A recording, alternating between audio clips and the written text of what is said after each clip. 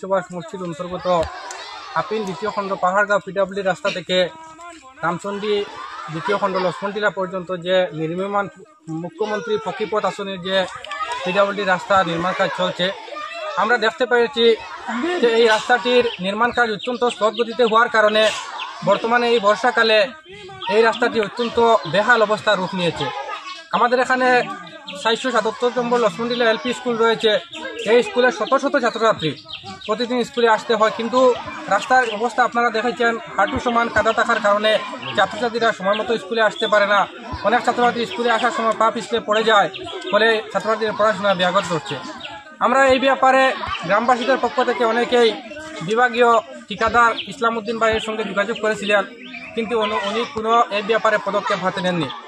আজকে আমরা ছাত্রছাত্রীদের সঙ্গে নিয়ে একটা প্রতীকী আন্দোলন আমরা করেছি, বাস্তবিক কোনো আন্দোলন নয়, কিন্তু আমি এই মুহূর্তে এলাকাবাসীদের সঙ্গে নিয়ে বিভাগীয় আধিকারিক, বিভাগীয় ঠিকাদার সবাইকে হুঁশিয়ারি করে দিচ্ছি যে আমরা যদি আগামী এক সপ্তাহের মধ্যে এই রাস্তাটি সম্পূর্ণ সংস্কার না হয়, যে নির্মাণ কাজ যে বেহাল অবস্থা যে যে জায়গায় রয়েছে সেই জায়গাগুলো যদি সংস্কার করা না হয়, তাহলে আমি আগামী এক সপ্তাহ পর এলাকার শত শত জনগণকে নিয়ে আমরা পূর্ত বিভাগের হাইলাকান্দি জেলার আধিকারিকের অফিসে আমরা ঘেরাও করতে বাধ্য হব।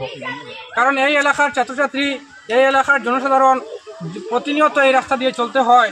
এক জীবনরেখা, আমাদের এই রাস্তাটি আমাদের জীবনরেখা বলতে হয়। এই রাস্তাটি প্রতিদিন আমরা চলি, কিন্তু এই অবস্থায় আমাদের পায়ে হেঁটে চলাচল, গাড়ি দিয়ে চলাচল কোনোটাই সম্ভব হচ্ছে না। তাই আমরা এই ব্যাপারে অতি সত্বর ব্যবস্থা নিতে আমরা পিডব্লিউডি বিভাগের মুখ্য কার্যবাহী অধিবক্তার আমরা দৃষ্টি আকর্ষণ করছি। না হলে আমরা আগামী এক সপ্তাহ পর আমরা আমার আন্দোলন কার্যসূচি শুরু করব। এই রাস্তাটি মানে কতদিন আগে শিলান্যাস হয়েছিল? যে প্রায় এই শীতকালে 4-5 মাস আগে শুরু হয়েছে। 77 আমরা দেখতে পেয়েছি 77 লক্ষ টাকা ব্যয়ে রাস্তাটি নির্মাণ কাজ চলছে, কিন্তু একবারে স্লথ গতিতে নির্মাণ কাজ হচ্ছে।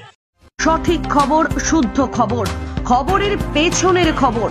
বরাকের প্রথম ডিজিটাল প্ল্যাটফর্ম বরাক বার্তা 24।